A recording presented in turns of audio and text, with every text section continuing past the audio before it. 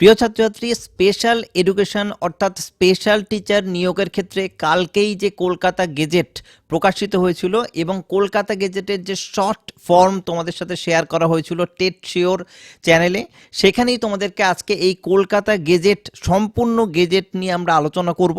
এবং তোমরা যারা শর্ট যে ভিডিওটা কালকেই পাবলিশ করা হয়েছিল সেটা দেখোনি, অবশ্যই সেই ভিডিওটা আগে দেখে নাও, তারপরে আজকে এই ফুল ডিটেলস ভিডিওটা দেখলে তোমাদের পুরো বিষয়টা ক্লিয়ার হয়ে যাবে। তাহলে দেখতেই পাচ্ছ যে কলকাতা গেজেট যে প্রকাশিত হয়েছে সেখানে স্পেশাল টিচার নিয়োগের জন্য পুরো ডিটেলস কিভাবে রিক্রুট হবে, কবে রিক্রুট হবে এবং কী রকমভাবে পদ্ধতিতে রিক্রুটমেন্টটা কমপ্লিট হবে, এই পুরো পদ্ধতি সম্পর্কেই একটা ধারণা তোমরা এখানে পাবে। তো এইখানে যে কলকাতা গেজেটটা পাবলিশড হয়েছে সেখানে সবার প্রথমেই দেখো বলা আছে যে শর্ট টাইটেল অ্যান্ড কমেন্টসমেন্ট, অর্থাৎ এই যে রিক্রুটমেন্টটার জন্য এই কলকাতা গেজেট পাবলিশড হয়েছে সেটা কি জন্য। তো সেখানে বলা হচ্ছে যে this rules may be called West Bengal primary school special education teachers recruitment rules 2025, অর্থাৎ 2025 সালে এই প্রথমবার পশ্চিমবঙ্গে প্রথমবার স্পেশাল এডুকেশন অর্থাৎ টিচার রিক্রুট হতে চলেছে প্রাইমারির জন্য, এবং সেই সম্পর্কেই এই গেজেট পাবলিশ করা হয়েছে। এবং এখানে বেশ কিছু ডেফিনেশন দেওয়া হয়েছে, অর্থাৎ এখানে অ্যাক্ট বলতে কোন অ্যাক্ট বলা হয়েছে, অ্যাপয়েন্টমেন্ট বলতে কে অ্যাপয়েন্টমেন্ট দেবে, অথরিটি অফিস বলতে কাকে বোঝানো হয়েছে, এই পুরো বিষয়টাকে ডিটেলসভাবে বর্ণনা করা হয়েছে। যেহেতু এটা একটা আইনগত বিষয়, এই কলকাতা গেজেটের উপরে নির্ভর করেই পরবর্তীকালে পুরো রিক্রুটমেন্ট প্রসিডিওরটা পরিচালিত হবে। এবং যদি আইনগতভাবে কোনো রকমের সমস্যা হয় তাহলে এই গেজেটটার যে কথাগুলো বলা আছে সেই অনুসারেই এর আইনগত ব্যাখ্যা দেওয়া হবে কোর্টে। সেই কারণবশত এখানে প্রত্যেকটা পয়েন্টকে আলাদা আলাদাভাবে ব্যাখ্যা করা হয়েছে এবং এই অংশটা পুরোটাই আইনগতভাবে ব্যাখ্যা করা হয়েছে। এবং এখানে প্রত্যেকটা ওয়ার্ড শব্দ সম্পর্কে এখানে ব্যাখ্যা করা হয়েছে যে আরসিআই থেকে রেকগনাইজড যে ডিগ্রি পেতে হবে, আরসিআই বলতে কাকে বোঝানো হয়েছে, যেমন রিহ্যাবিলিটেশন কাউন্সিল অফ ইন্ডিয়াকে বোঝানো হয়েছে, এরকম প্রত্যেকটা শব্দকেই এখানে প্রত্যেকটা শব্দকে ব্যাখ্যা করা হয়েছে। স্টেট বলতে কাকে বোঝানো হয়েছে, ওয়েস্ট বেঙ্গল স্টেটের রিক্রুটমেন্ট হতে চলেছে, তাই ওয়েস্ট বেঙ্গল স্টেটকে বোঝানো হয়েছে।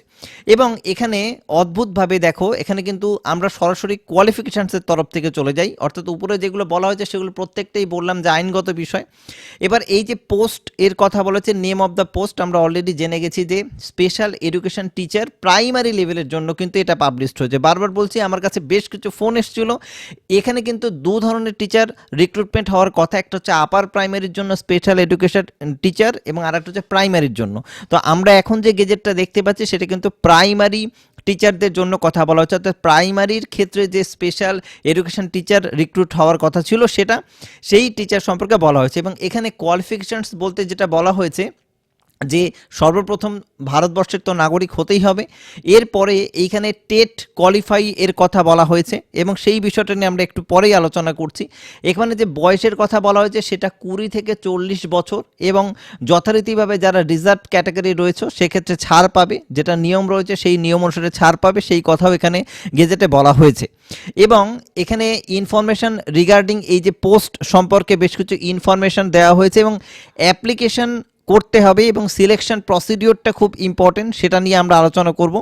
এবং এইখানে সিলেকশন প্রসিডিওরের মধ্যে বলেছে the candidate who already pass TET এবং and otherwise eligible for the post may apply for the post. তার মানে এখানে বলতে চাইছে যে টেট পাস করে থাকতে হবে এই পোস্টের জন্য অ্যাপ্লাই করতে গেলে, অর্থাৎ এইখানে যারা অলরেডি টেট পাস করে আছে তারা সুবিধা পাবে এবং যারা পাস করেনি তাদের জন্য এখানে কিন্তু বোর্ডকে টেট পরীক্ষা নেওয়ার জন্য বলা হয়েছে। অর্থাৎ সর্বপ্রথম এই চাকরি পেতে গেলে সবার আগে টিচার এলিজিবিলিটি টেস্ট পাস করে আসতে হবে। যারা অলরেডি পাস করে আছো তারা বেশ কিছুটা সুরক্ষিত জায়গায় আছো, আর যারা পাস করোনি তাদের কিন্তু পাস করে আসতে হবে। পাস করলে তারপরে তুমি এই যে রিক্রুটমেন্ট প্রসিডিওর সেই প্রসিডিওরে তুমি অংশগ্রহণ করতে পারবে। এবং এখানে সর্বপ্রথম যে পদ্ধতিগুলোর কথা বলা হয়েছে দেখো, conducting TET and selection of candidate and preparing for the panel for the special education teacher প্রাইমারির ক্ষেত্রে কীভাবে কী প্রসিডিওরের মাধ্যমে এটা সংগঠিত হবে সেটা 8 নম্বর পয়েন্টে বলা হয়েছে। তো সর্বপ্রথম একটা কমিটি গঠন করার কথা বলা হয়েছে এবং সেই কমিটি অনলাইন অ্যাপ্লিকেশন গ্রহণ করবে। কাদের কাছ থেকে গ্রহণ করবে? এলিজিবল যে ক্যান্ডিডেট রয়েছে তাদের কাছ থেকে। অবশ্যই তাদের কিন্তু স্পেশাল ডিগ্রি অর্জন করে থাকতে হবে হবে। সাধারণত স্পেশাল টিচার রিক্রুটমেন্ট হচ্ছে মানে এখানে স্পেশাল ডিগ্রি অর্থাৎ আরসিআই এর অ্যাপ্রুভড ডিগ্রি অর্জন করে থাকতে হবে, তবেই কিন্তু সে অ্যাপ্লাই করতে পারবে। দ্বিতীয়ত selection committee of board after receiving application, যখন অ্যাপ্লিকেশন তারা রিসিভ করবে তারপর একটা ডেটাবেস তারা তৈরি করবে, অর্থাৎ সর্বপ্রথম তারা অ্যাপ্লিকেশন নিচ্ছে, অ্যাপ্লিকেশন নেওয়ার পর তারা একটা ডেটাবেস তৈরি করছে এবং সেই ডেটাবেস অনুসারে কি করছে, selection committee board shall conduct TET examination for the recruitment of the education teacher following NCT norm. এখানে মনে রাখতে হবে যে এনসিটির গাইডলাইন অনুসারে কিন্তু টেট পরীক্ষা নেওয়া হবে। তো এনসিটির গাইডলাইন অনুসারে 150 নম্বরের টেট পরীক্ষা হওয়ার কথা, অর্থাৎ এখানেও কিন্তু 150 নম্বরের টেট পরীক্ষা নেওয়া হবে এবং সেইখান থেকেই কিন্তু টেট পাস সার্টিফিকেট প্রদান করা হবে এবং সেই টেট যারা পাস করে থাকবে তারাই কিন্তু পরবর্তীকালে অংশগ্রহণ করতে পারবে। এখানে পরপর পয়েন্ট ওয়াইজ বলা আছে। ভিডিওটা একটু বড় হলো, পুরো ভিডিওটা দেখবে, কারণ স্কিপ করো না, কারণ প্রত্যেকটা পয়েন্ট আমি এখানে পড়ে তোমাদেরকে শোনানোর চেষ্টা করব। এরপরে সিলেকশন কমিটি যেটা করবে যে the selection committee of board shall conduct OMR based TET examination, অর্থাৎ ওএমআর বেসড একটা টেট পরীক্ষা তারা নেবে। The selection committee of board shall published in the official website, এবং এই যে তারা পরীক্ষা নিয়েছে টেট পরীক্ষা, তারপরে তারা এই টেট পরীক্ষার যে ওএমআর এবং যে অ্যান্সার শিট সেটা কিন্তু পাবলিশ করবে। কোথায় পাবলিশ করবে? তাদের ওয়েবসাইটে। এবং তার সঙ্গে সঙ্গে টেট পরীক্ষা যখন নেওয়া হবে তখন একটা ডুপ্লিকেট কার্বন কপি, যেটা টেট পরীক্ষা হলে দিয়ে দেওয়া হয় ক্যান্ডিডেটকে, ক্যান্ডিডেট কপি, সেটাও দিয়ে দেওয়া হবে। এর পরবর্তীকালে এই অ্যান্সার তৈরি করবে সিলেকশন একটি কমিটি, এবং সেই কমিটিতে যারা থাকবে মিনিমাম অ্যাসোসিয়েট প্রফেসরদের দ্বারা গঠিত একটি কমিটি থাকবে। সেই কমিটি এই উত্তরপত্র বিশ্লেষণ করবে এবং তারা উত্তর ফাইনাল যে অ্যান্সার কি তৈরি হয় সেটা তারা তৈরি করবে এবং সেই অনুসারেই প্রত্যেকটা স্টুডেন্টকে ইভ্যালুয়েট করা হবে এবং সর্বশেষে যারা টেট পাস করবে সিলেকশন কমিটি তাদের টেট পাসড হিসাবে গণ্য করবে এবং তাদের টেস্ট পাস সার্টিফিকেট দেওয়া হবে। এইবার টেট যারা পাস করে গেল বা অলরেডি যারা পাস করে আছে, এই যে প্রসিডিওরটা ভেরি ভেরি ইম্পর্টেন্ট, এই জায়গাটা দেখতে হবে খুব ভালোভাবে। যারা পাস করে গেছে টেট তাদের ক্ষেত্রে দেখো 80 নম্বর কিন্তু ওয়েটেজ হিসেবে ধরা হয়েছে। অর্থাৎ তুমি টেট পরীক্ষায় অন্য টেট অর্থাৎ যারা এমনি নর্মাল যে টিচার রিক্রুটমেন্ট হয় পশ্চিমবঙ্গে প্রাইমারি টিচার, সেক্ষেত্রে মাত্র 5 নম্বর থাকে। অর্থাৎ 150 নম্বরে যদি কেউ 150তে 150 পায় তাহলে তার ওয়েটেজ হয় 5, অর্থাৎ যে 90 পায় তার হয় 3। কিন্তু এই পরীক্ষার ক্ষেত্রে টেট ভীষণ পরিমাণে গুরুত্বপূর্ণ একটি পরীক্ষা, ভীষণ নয় বলতে পারো যে একদম চূড়ান্ত লেভেলের গুরুত্বপূর্ণ একটি পরীক্ষা। অর্থাৎ এখানে টেটে যে সব থেকে ভালো স্কোর করবে চাকরি কিন্তু তার কাছে চলে যাওয়ার সম্ভাবনা সব থেকে বেশি, অর্থাৎ সে চাকরি পাওয়ার জন্য অনেক বেশি যোগ্যতা অর্জন করে ফেলবে। তার কারণ এখানে টেট ওয়েটেজ দিয়ে দিয়েছে কত? 80 নম্বর, অর্থাৎ 150 ইকুয়ালস টু 80 হিসাবে ধরে নেওয়া হবে। অর্থাৎ তুমি যদি 150তে 150 পাও তাহলে তুমি 80 পেয়ে গেলে এখানেই। এর পরবর্তীকালে রয়েছে আরও 20 নম্বর। 10 নম্বর হচ্ছে গিয়ে ক্লাস ডেমনস্ট্রেশন, যেটা প্রাইমারির ইন্টারভিউ বোর্ডেও হয়ে থাকে। এখানে তোমাকে নিশ্চয়ই স্পেশাল এডুকেশন সম্পর্কে বা কোনো একটি টপিক তারা দিয়ে দেবে 1 থেকে 5 অবধির ক্লাসের মধ্যে, সেখানে তোমাকে পড়াতে হবে।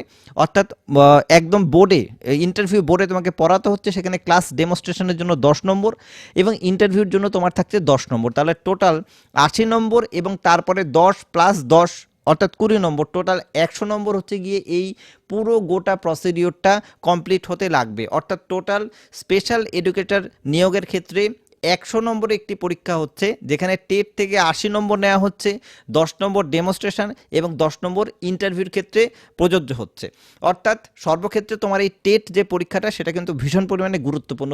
তো যারা টেট পাস করে আছো তাদের ক্ষেত্রে তো কিছুটা এগিয়ে থাকলেও নতুন যে টেট হবে সেটা দিয়ে স্কোরটাকে বাড়িয়ে নেওয়াটা খুব বুদ্ধিমানের কাজ হবে, বা যারা টেটে খুব ভালো স্কোর করে আছো তারা কিন্তু অনেকটাই এক্ষেত্রে এগিয়ে থাকবে। তো এতদিন পর্যন্ত অনেক স্টুডেন্টই বলতো যে টেটে ভালো রেজাল্ট করে কি হবে, কারণ এখানে তো শুধু 5 নম্বর আছে।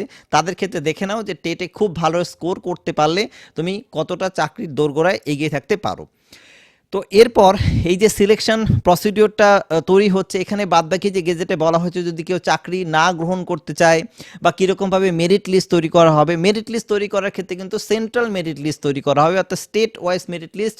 গোটা পশ্চিমবঙ্গের যে কোনো প্রান্তেই তোমাকে চাকরি করতে হতে পারে, কিন্তু তুমি তোমার র্যাঙ্ক অনুসারে অবশ্যই ডিস্ট্রিক্ট লেভেলের একটা সুযোগ পাবে। তোমার যে নিজস্ব ডিস্ট্রিক্ট ডিআই অফিস বা ডিপিএসসি সেইখানের অধীনে যদি তোমার র্যাঙ্ক ভালো থাকে তাহলে সেখানেও তুমি চাকরি করার সুযোগ পাবে। কিন্তু যে লিস্টটা তৈরি করা হবে, সেই লিস্টে কিন্তু স্টেট ওয়াইজ কাউন্সেলিং হবে হচ্ছে গিয়ে ডিস্ট্রিক্ট ওয়াইজ। এবং তুমি যদি তোমার ডিস্ট্রিক্টে যে কটা ভ্যাকেন্সি আছে সেই ভ্যাকেন্সির মধ্যে যদি তোমার মেরিট লিস্টের নাম্বার না থাকে বা তুমি না থাকো, তাহলে তোমাকে তোমার ডিস্ট্রিক্টের বাইরে স্টেটের যে কোনো প্রান্তে তোমাকে যেতে হতে পারে বা যেতে হবে। এবং এখানে একটা 5% অ্যাডিশনাল ওয়েটিং লিস্টের কথাও বলা আছে, অর্থাৎ অ্যাডিশনাল ওয়েটিং লিস্টও তৈরি করবে যে কটা সিট থাকবে তারপরেও। এই যে রিক্রুটমেন্টটা, এইখানে কিন্তু সিট সংখ্যা থাকে না, সিট সংখ্যা সমেত এবং কিভাবে প্রসিডিওর কমপ্লিট হবে সেটা কিন্তু বোর্ড, অর্থাৎ এই যে আমাদের West Bengal board primary education, West Bengal primary education, তারা কিন্তু নির্ধারণ করবে যে কতগুলো সিট আছে এবং সেই অনুসারে তারা কিন্তু পরীক্ষার নেওয়ার যে প্রসিডিওর সেটা কমপ্লিট করবে।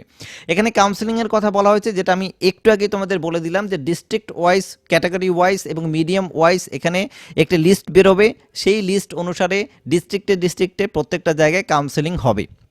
এবং সর্বশেষে এই যে 8 পাতার একটা গেজেট রয়েছে, এই গেজেটের মধ্যে এখানে চাকরি যদি কেউ গ্রহণ না করতে চায়, অর্থাৎ কেউ হয়তো চাকরিটা পেলেও করতে চাইলো না, বা সে যে ডেট থাকে অ্যাপয়েন্টমেন্ট লেটার পাওয়ার পরে জয়েন করা, সেখানে জয়েন করলো না, তাহলে তার পরের ক্যান্ডিডেটকে সুযোগ দেওয়া হবে, ইত্যাদি ইত্যাদি এখানে নানা ধরনের কথা বলা হয়েছে।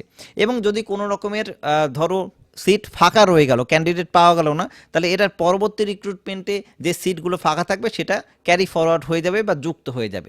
তাহলে এই ছিল এই পুরো যে কলকাতা গেজেট, তার মোটামুটিভাবে একটা বিশ্লেষণ তোমাদেরকে করে দিলাম।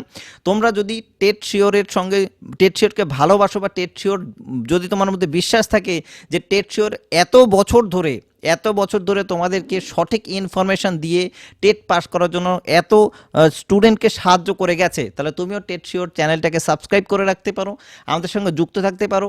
আমরা তোমাকে জেনুইন খবর দেব এবং সর্বদাই সহযোগিতার হাত বাড়িয়ে দেব, এটুকু বিশ্বাস তুমি রাখতে পারো।